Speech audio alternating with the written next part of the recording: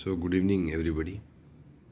Myself, Acharya Vishvendra, and today I'm gonna speak on the mind-brain system algorithm. As you can see in the pic over here, that this is in the human brain. It's in the integrated circuit. So, this figure technically represents to use your brain and mind as an algorithm which is used in processing information just like in a computer system. So I will just try to explore this thing in a scientific way. So let's start with the technical things. So here the key interest is the mind and brain algorithm.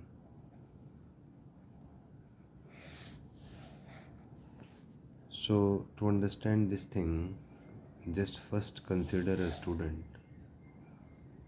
who is able to perform good in his exam. So if we analyze this student has got two things. The first thing is certainly his brain, and second thing is his mind.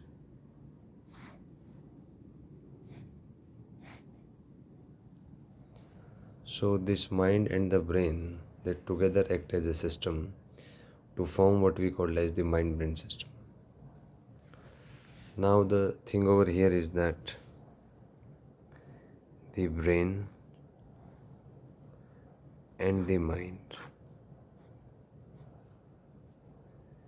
they interact via certain things which are called as the brain waves. And whatever somebody achieve in life is because of use of those brain waves. And these brain waves are categorized into 5 spectrums. These are alpha, beta, gamma, delta and theta, out of which delta have the lowest frequency and gamma has the highest frequency.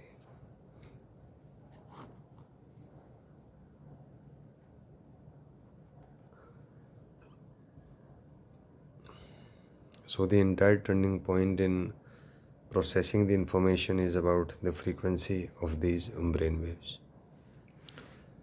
Now thing is that if we observe the life, so we have life and death, just like we work and sleep. So sleep is a sort of small type of death and working is just life. And what we work is just an output production. Just observe what is the result of the work that you are doing. What is the output concerned over here? So the output is only an information. You see, inside us there are 3 things. These are the information, process and energy. And these 3 are interacting in a certain way to lead to new informations. For example, just consider yourself and try to observe that what is happening inside you. So for understanding this, let us consider the structure of an atom. So inside atom we have a nucleus, and inside nucleus we have an electron which is revolving in an orbit around the nucleus, and it keeps on moving around the same nucleus again and again. But at certain specific instants there is a transition from one state to another, which is mediated by a certain frequency photons which has a certain quantum frequency. In the very same way, if we observe life, Everybody is in certain sort of motion, moving on the same path. It's like sleeping and then starting waking up in the next day, and this thing continues throughout his life.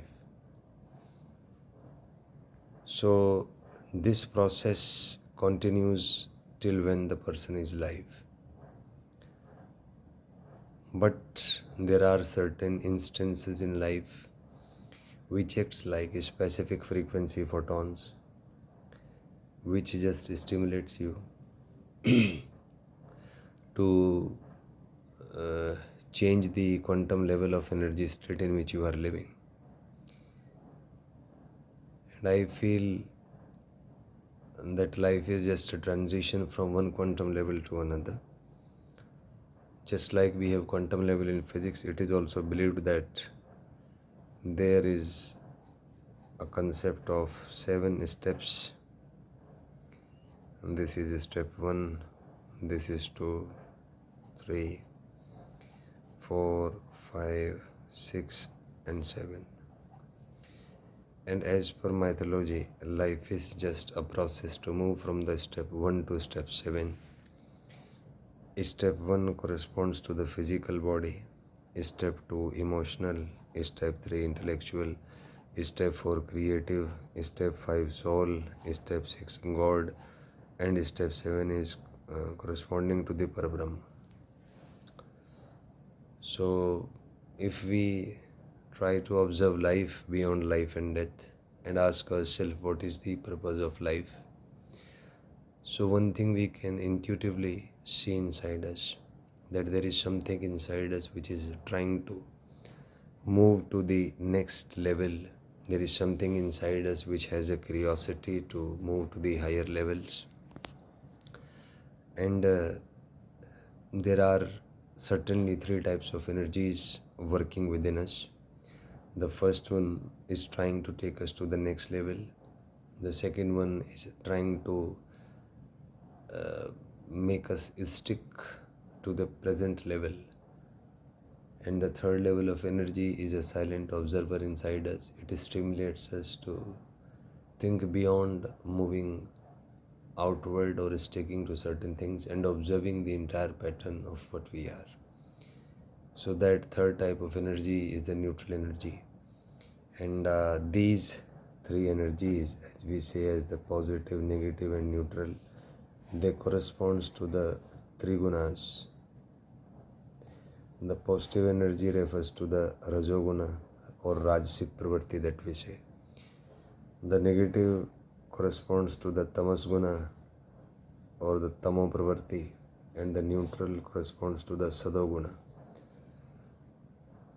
As there exist proton, electron and neutron inside an atom, in the very same way, these 3 types of energy pervades in a human itself. You may be anything ranging from a sage or even from a beggar to a king, but there is a dominance of one type of that energy, and that energy dominates you, which makes up your character. So in a nutshell, the function of mind and brain is just to make you excel or make you move ahead in life, and everybody is bounded by that. I often think of theory of everything, certain theory that can explain everything. And right now, everybody is knowing the concept that fundamentally everything is strings vibrating with a certain frequency, and the entire process of life is entitled for changing the frequency of vibration of strings corresponding to the quarks, corresponding to the protons, neutrons, corresponding to the atoms, corresponding to the molecules, corresponding to the nitrogen, corresponding to nucleus, corresponding to DNA and RNA, corresponding to the cells, corresponding to the tissues, corresponding to the organ systems, corresponding to the organ, corresponding to the organism, corresponding to the species, corresponding to everything that we see around us. So if theory of everything will ever be made, it will be about explaining the mechanisms of changing the frequencies of vibrations of the strings that constitutes everybody. And this is a very strange phenomena, that how frequency can be changed. Because if frequency of vibrations of those strings can be changed, then you can change anything. Just ask yourself, what is the difference between a dog and a monkey? The fundamental difference lies in the way their vibrational frequencies are. And I think that frequency is the differentiating factor between different things. As I have also observed in myself, that it is the frequency